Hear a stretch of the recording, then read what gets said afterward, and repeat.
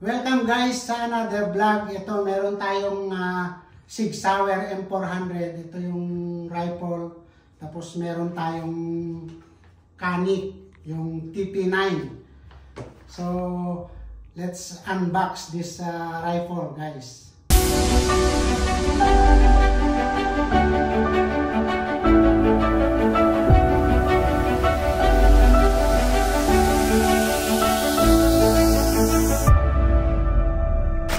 Ito yung M400 Sig Sauer thread.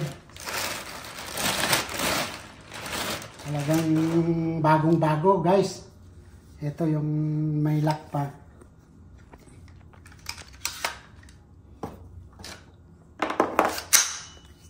With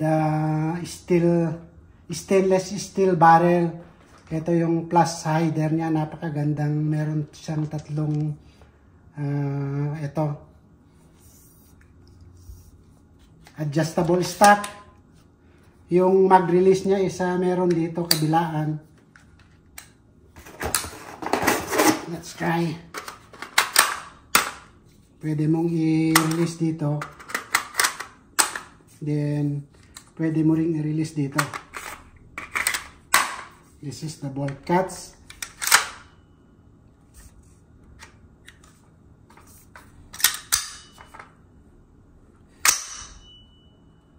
Safety selector. Meron na siyang magandang trigger guard with 4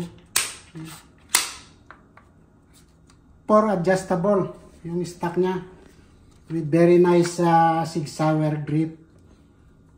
Meron siyang kasamang ito yung mga manual niya. Itong Sig Sauer M400 guys is ito nga as they considered as budget rifle or entry level rifle, pero makita nyo naman it's really beautiful. It comes with 130 rounds magazine. Tapos itong release ng magazine niya is sa kabilaan na stainless steel barrel. Tapos itong handguard niya is napakaganda. Parang mukhang sulit na sulit talaga yung pagka-metal niya guys. Yung locking system niya is ito. Meron siyang dalawang bolt dito sa gilid. In the lower part. Pero wala siyang kaalog-alog. Napakaganda guys. So kung nagbabalak kang bumili ng AR rifle 5.56, ito na magandang isang option din ito. Lalong-lalo na ngayon dahil open na yung 5.56 sa atin at saka itong 7.62. This is very nice.